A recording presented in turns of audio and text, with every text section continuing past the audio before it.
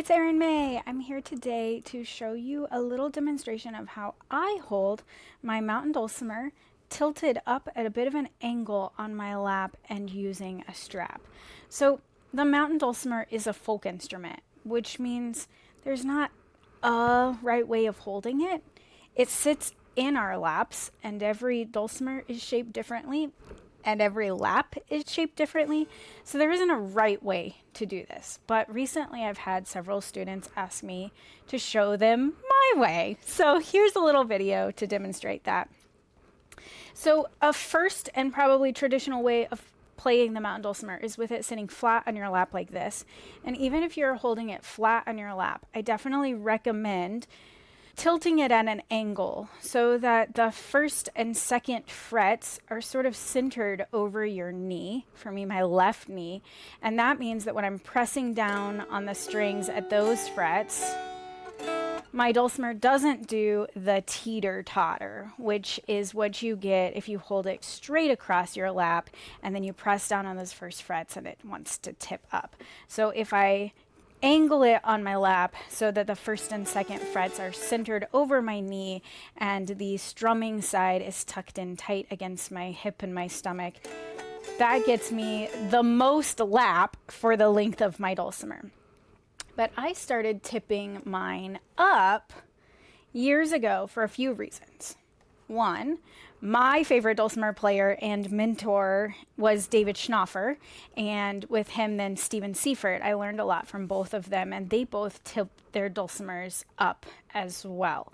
Now, David did it without a strap, and he would sort of sit with his right foot stacked on top of his left foot so that his right knee was kind of up and his left knee was pointed down, and he would just tuck the dulcimer in.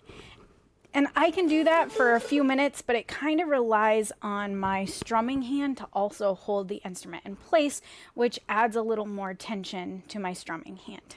So I, and many others like me, started using a strap on our dulcimer.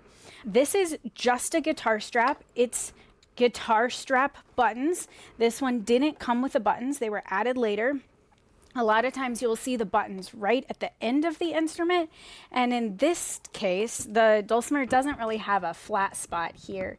The scroll head starts kind of straight out from the body, and there isn't just a place to put a button here. So we tucked the button on the outside of the dulcimer, and then this strap is kind of nifty because it has a snap that lets me snap in and out of it. And that's really great because usually the place that straps wear out is the leather stretches where you open and close it and take it off that strap button. So the snap is convenient and kind of slick and helps the strap last longer, but it's not a necessity. It's really just a guitar strap. They're not expensive. Get one from Guitar Center. You're good to go. Order it off of Amazon. Doesn't matter. So with that simple strap, now my dulcimer is kind of snug in place, and I don't have to hold it there with my strumming hand. I still have the first and second frets centered right over top of my left knee. I'm still putting the weight of pressing down in the first few frets of the dulcimer is centered over that knee. But now, instead of it sitting flat on my lap, it's tipped up a bit. And that does a couple of things. One, it lets this back soundboard be off of my lap, so it's more resonant, makes the instrument a little bit louder to do that. It also helps project the sound outward a little bit more. So when I'm playing in a jam session or I'm playing with a group of people, then my sound is projecting towards them instead of the sound projecting up. That's nice. They can hear me better. It also changes the position of your hand, and this can be a pro or a con depending on how your hands are working and how you like to use your fingers. So many of the players, including me, who play with their instrument tilted up, use our fingers more than our thumb. And many of us will use our thumb on the melody string, but it gets pretty tricky to move the thumb across all of the strings. Most of the players I know who really use their thumb on all the strings are holding their dulcimers flat in their lap. So that's just a thing you have to experiment with a bit. Do you like it better flat? Do you like it better tilted up a bit?